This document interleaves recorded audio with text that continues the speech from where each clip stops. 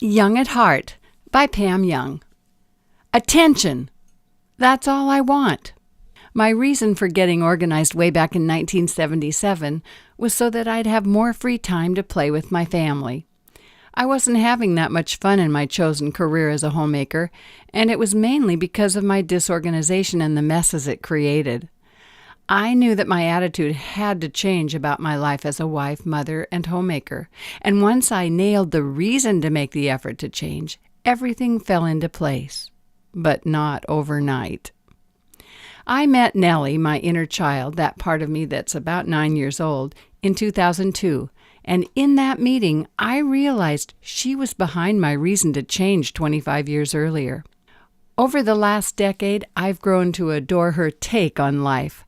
I see myself as her parent, always needing to monitor her thoughts and guide her into cooperating with all my adult plans and rules. We just got back from a cruise with 3,000 passengers. I did a lot of people watching, and I saw many well-behaved children and many children who were out of control. In every instance, I noticed that back of every child was a parent with either good or bad parenting skills.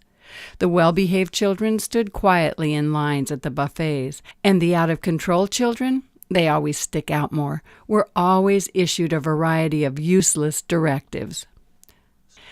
We were in line behind Jason, about 6 years old, and his parents and sister Becky, about 4, and we watched him hit his sister when the parents weren't looking, tug on his father's shirt, kick his mother's purse, and sag to the floor several times in the 5 minutes we were in line. "Jason, what's rule number 2? Obviously, it wasn't to stop whining and kicking at his mother. Then she tried this.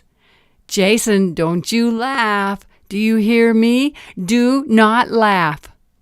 And when he socked his sister in the arm and she started crying, she tried the same command on her. "Becky, don't you laugh." My guess is she read in some Parenting for Parents Who Don't Have Time to Parent guide to try this psychology on the children. But to tell a child not to laugh when he's kicking you might get him to quit kicking or crying. It didn't work with Jason or Becky. But behind that is teaching a child to misbehave and go against what the parent is saying. I wonder how this will work when they're teenagers. "Jason, here's a condom. Do not have sex on your date tonight."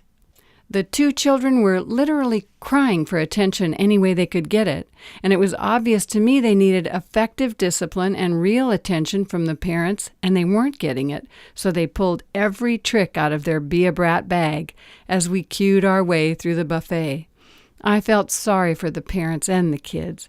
Children behave well in public when they get sufficient guidance and love from the parents on a daily basis at home. It's the same when it comes to parenting the child within.